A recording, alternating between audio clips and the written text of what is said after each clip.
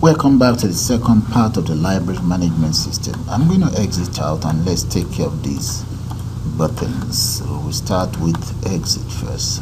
Let's come right down here, and that, let's locate the exit button. Double click on the exit button.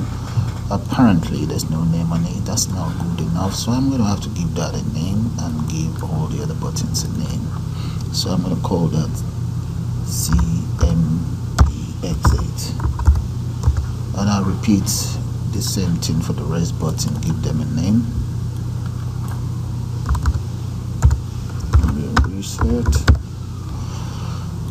and so on. Okay, let's try that again. Double click on the exit. Now the exit do have a name. So the first thing I'll do is to declare the following variable. So I'm going to call that iExit as. I'm going to go for integer. Now in there, let's use the following: iExit equals message box. Message box. There. And my message is going to be confirm if you want to exit.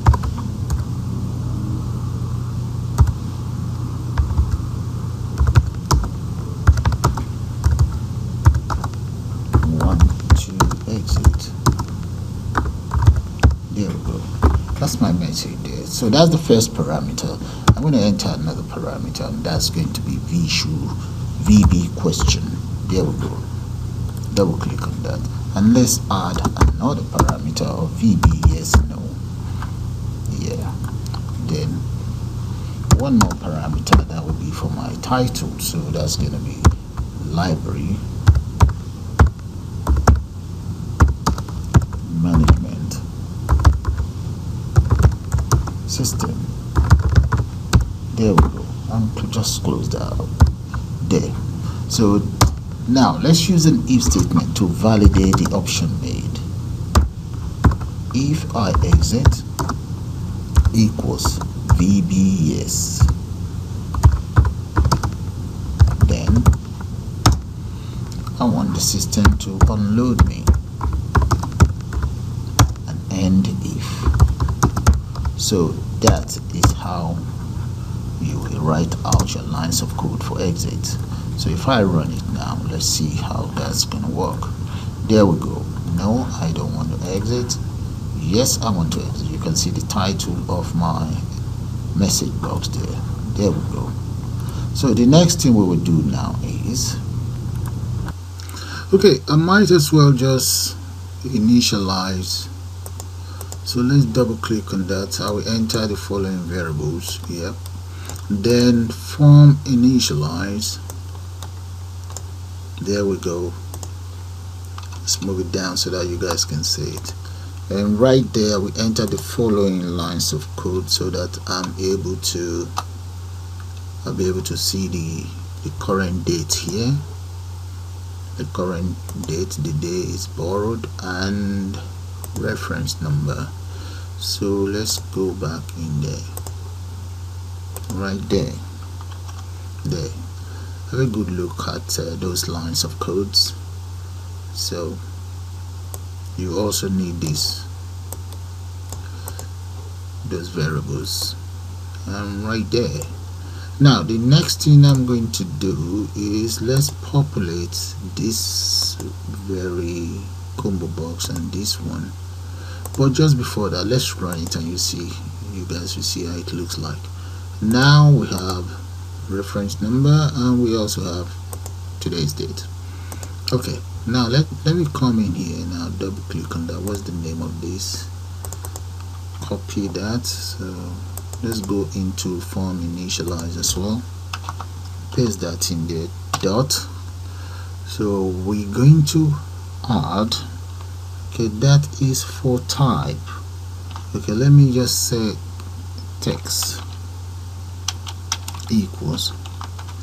Let's select membership type. Select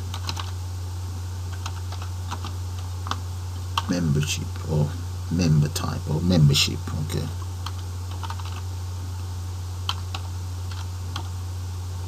Right, so that's enough for that. And then I'm now going to enter the following members. Dot add item, and the first item, that's going to be, let's say, student. Alright, and let's go for 2 other more. That would be lecturer, and 1 more, let's say admin staff. Admin staff. There. So if I run it, I should be able to see those details there. That's for selecting membership type. Then we can just select any of those there. Okay, that's fine, but let's increase the font size. So I'm going to go into, yeah, let's increase these as well. Make it about 24 font. Move that up so that you guys can see it. And there we go. We'll make that about 24. Right, so let's go back into the form initialize area, and the other one is that will be for the title. So I'm going to enter in there, I think it's called title really. Look at this, paste this here and just change this to title.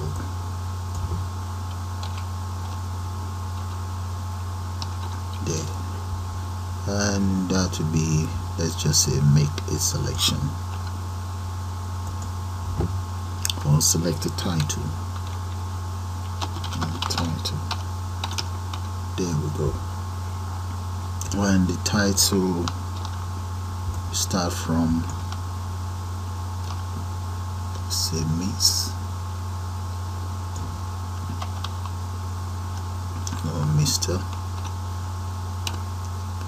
Okay, let's copy it across there. 1 more, and this will be Miss, and we have, that's Mrs. We have Miss. Let's go for doctor, and let's go for captain, why not? And 1 more, maybe Miss right here. There. So if I run that now, let's see how it's going to look like. There we go. We can select any of those. Yeah, that's fine. Okay, it's looking good. Now the next thing I like to do is to at least be able to do something with this. Alright, I'm gonna exit. Okay, let's create a theme that will make this calendar work. So let's go back inside the code here, and right there I'm just gonna create a subroutine. Have a good look at the lines of code. There we go, guys. Just drag this so that you can see it all there.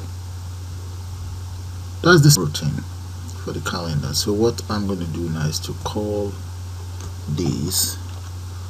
Let's go in here. The combo box on the calendar, I'm going to call that. So double click on this and call that in there, and repeat the same thing for the other one. There we go. And you also make sure it's called. You have to initialize it here. Inside the initialize form, it must be called as well. That is it right here. There. Okay, I think we should try it out and see how the calendar look like. So run it. Oh, there we go, guys, look at that.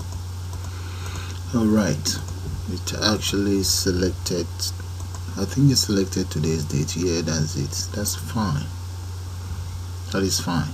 So what is left for me to do is when I click on this, so let's say this is the day you come for to borrow a book. When we click on this, I want it to display the date here. Well, I'm going to call it the end of the second part of this tutorial, and I'll see you guys shortly.